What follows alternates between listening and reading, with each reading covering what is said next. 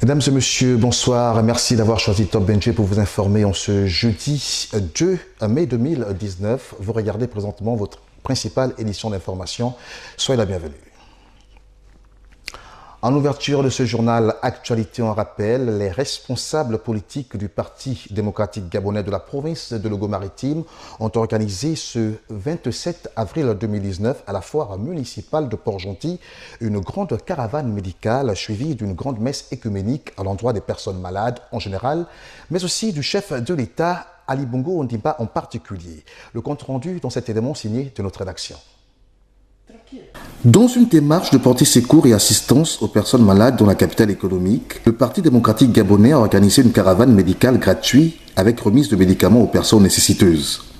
Une action de solidarité agissante à laquelle prenaient part les responsables politiques PDG de la province et le secrétaire général de ce parti. Je voudrais, à l'entame de mon propos, souhaiter la plus cordiale des bienvenues en terre marigovéenne au camarade secrétaire général et à la délégation du secrétariat exécutif qui l'accompagne. L'objectif principal est de soulager les personnes malades en leur offrant des soins et des médicaments gratuitement. Je réitère, au nom des camarades de Logo-Maritime, nos sincères remerciements aux camarades doyens politiques, parrains de la caravane médicale et du culte d'action de grâce, que nous prions de bien vouloir recevoir l'expression de notre profonde gratitude. C'était également l'occasion pour le leader du PDG, parti au pouvoir, d'organiser une messe écuménique à l'endroit de ces malades en général et du chef de l'État, son Excellence Ali Bongo Ondimba en particulier, pour un prompt rétablissement. En organisant une caravane médicale, vous venez de démontrer et prouver l'amour que vous avez dans vos cœurs envers vos prochains.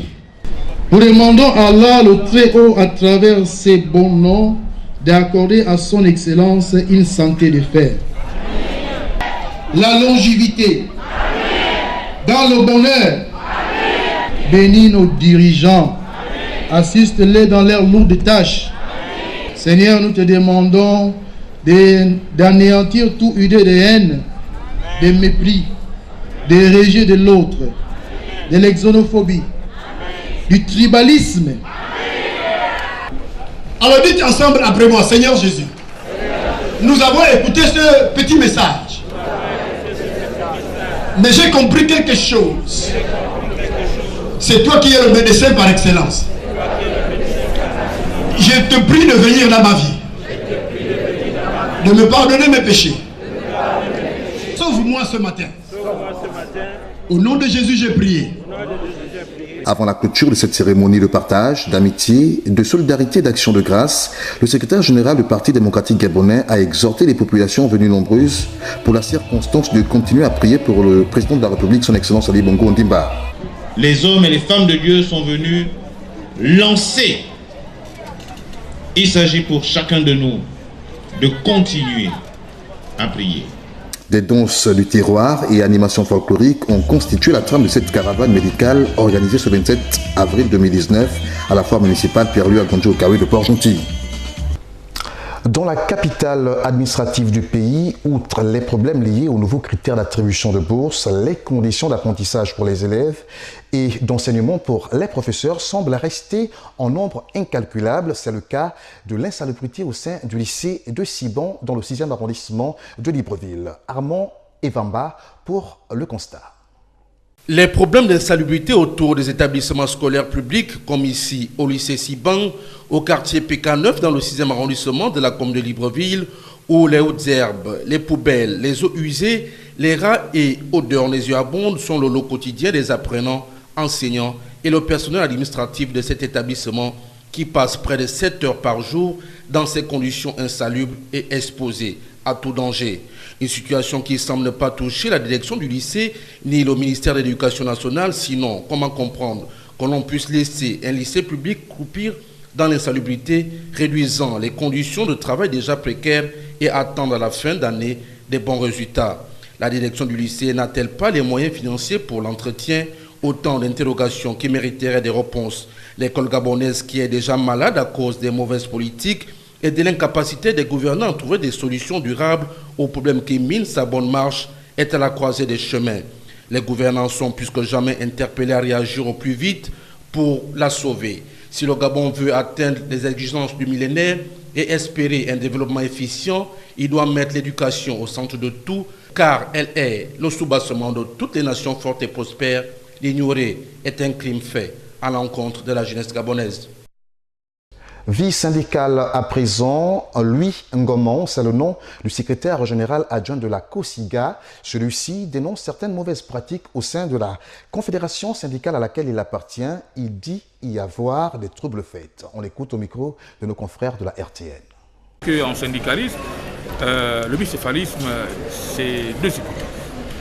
Il y a forcément un trouble fait et il y a forcément un véritable représentant des travailleurs. Et tout à l'heure, vous avez vu, nous sommes affiliés à la Confédération syndicale internationale. Je pense que sur le plan national et sur le plan international, c'est une reconnaissance qui ne souffre plus d'aucune ambiguïté.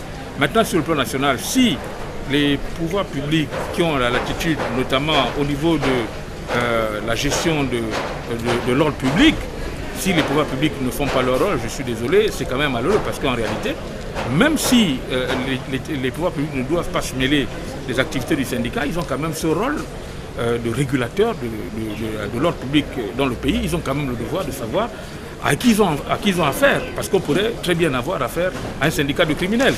Est-ce que c'est parce qu'on a un syndicat de criminels qu'on a le droit de venir faire valoir la liberté d'association ? Est-ce que c'est parce qu'on a un syndicat de chômeurs qu'on a le droit de venir faire valoir la liberté d'association? Non, il faut véritablement que les choses soient recadrées. Et là, quand on a affaire à un groupe, pour moi c'est un groupe de camarades qui a perdu ses privilèges parce que la gestion de la COSIGA qui est décriée, ils en font partie. Et malheureusement, les travailleurs en ont décidé autrement. Les travailleurs ont décidé qu'à un moment donné, il faudra que ceux qui ne travaillent pas arrêtent de liquider, de sacrifier les acquis, durement acquis des travailleurs. Parce que comme je disais tout à l'heure, quelqu'un qui n'est pas salarié, qui vit du syndicalisme, c'est quand même un peu dangereux parce que lui là, il est plus enclin à se faire corrompre. Alors qu'un salarié, il est salarié et il est tenu par un mandat. Donc étant entendu qu'il travaille, dès que son mandat sera terminé, il n'a aucune raison de rester ad vitam aeternam parce qu'il est salarié. Donc celui qui n'est pas salarié, il est un danger pour les travailleurs. Possibilité de relance économique au Soudan avec le prêt dont il pourrait bénéficier de la part du Fonds arabe de développement, une aide de cette institution financière estimée à 200 millions de dollars qui devrait permettre de financer certains projets de développement. Les détails dans cet élément signé d'Africa 24. Selon l'Institut international de recherche pour la paix, les dépenses militaires des pays africains ont baissé pour la 4e année consécutive. En 2018, cette baisse a dépassé les 8% pour atteindre environ 40,6 milliards de dollars, soit 2,2% des dépenses militaires mondiales. La conjoncture économique qui pèse sur la plupart des pays africains explique notamment cette baisse. Face aux crises économiques et financières que les pays traversent, il faut absolument l'aide extérieure parce que la sécurité des uns, c'est aussi celle des autres. Quand on contient le terrorisme dans un pays, c'est qu'on a réussi à sauver un peu la planète de cette menace. Certains pays ont toutefois augmenté leurs achats en armement et matériel militaire en raison des conflits armés qu'ils traversent. C'est le cas du Nigeria et du Burkina Faso, où les attaques terroristes se font de plus en plus récurrentes. Tant qu'il n'y a pas de sécurité, il n'y a pas de paix, pas de croissance. Donc la priorité, c'est la sécurité. C'est pourquoi il faut absolument que tous les pays soient en paix pour pouvoir amorcer le développement économique et social. La chute des prix du pétrole, qui représente la manne financière de plusieurs pays d'Afrique, a eu un impact considérable sur les finances nationales et par conséquent sur les dépenses militaires globales de la région. Ainsi, après la chute des cours internationaux du pétrole à la fin de 2014, les dépenses militaires des pays d'Afrique subsaharienne ont chuté de 3,2 milliards de dollars pour atteindre 19,6 milliards en 2017. Passé de 5 368 à 1717, ces chiffres sont ceux de la diminution des décès causés par le paludisme en Tanzanie entre 2014 et 2018, soit une baisse de mortalité, dis-je bien, due à cette maladie de 68,3% durant cette période. Une situation qui résulte de l'amélioration de son diagnostic selon les autorités sanitaires de ce pays. Les précisions dans cet élément signé d'Africa 24. En Tanzanie, le nombre de décès dus au paludisme a diminué de 68,3% entre 2014 et 2018. Il est passé de 5368 à 1701 décès. Une situation qui résulte, selon les autorités sanitaires du pays, de l'amélioration du diagnostic du paludisme. Ainsi, le nombre de patients dépistés à l'aide du test de diagnostic rapide du paludisme et du microscope est passé de 16 290 en 2014 à 22 millions en 2018. Les statistiques recueillies auprès des établissements de santé indiquent que le nombre de patients et de décès dus au paludisme a considérablement diminué au cours de la dernière décennie. La plupart des citoyens bénéficient actuellement de ces stratégies et d'autres services importants pour lutter contre le paludisme. En plus d'un meilleur diagnostic, plusieurs stratégies dont l'utilisation des moustiquaires traités, la pulvérisation de résidus à l'intérieur et la gestion des sources larvaires sont désormais mises en œuvre avec plus d'efficacité. Un accent particulier est mis sur les femmes enceintes. Il faut mener une lutte vectorielle parce que nous savons aujourd'hui que les moustiques ont développé ce qu'on appelle une résistance antiseptique. Donc il faut une lutte vectorielle aujourd'hui, par exemple aller au niveau des grands lacs, pulvériser aux alentours de la maison pour tuer des populations de moustiques. En dépit des exemples comme la Tanzanie, l'Afrique supporte encore une part disproportionnée de la charge mondiale du paludisme, selon les données de l'Organisation mondiale de la santé. En 2017, près de la moitié des cas dans le monde ont été enregistrés dans 5 pays, à savoir le Nigeria avec 25%, la République démocratique du Congo 11%, le Mozambique 5%, l'Inde 4% et l'Ouganda 4%.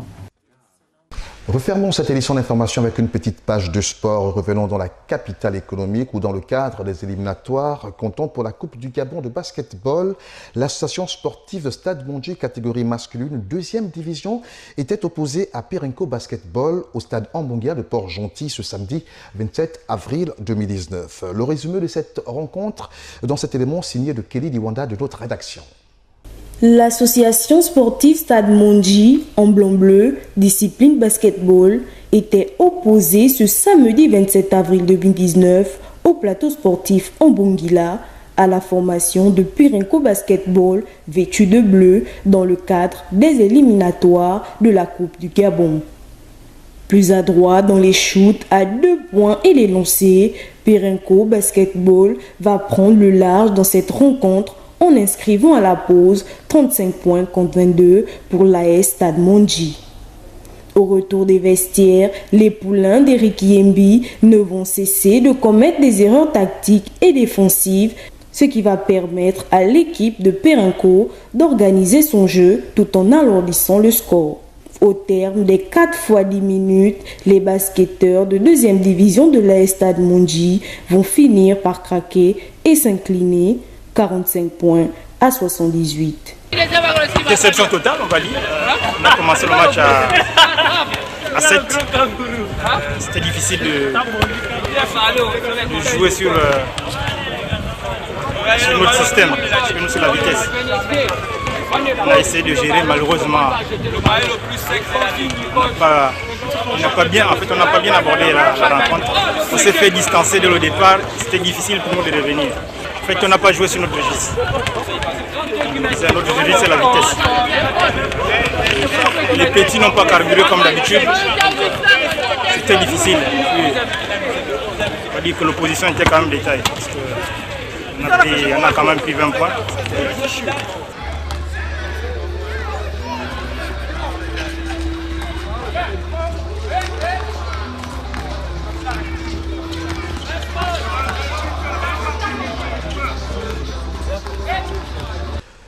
Ainsi s'achève ce journal. Merci de l'avoir regardé. Restez câblés sur Top Benji pour la suite de ces programmes. Castro Chibozo était à la réalisation. À très bientôt.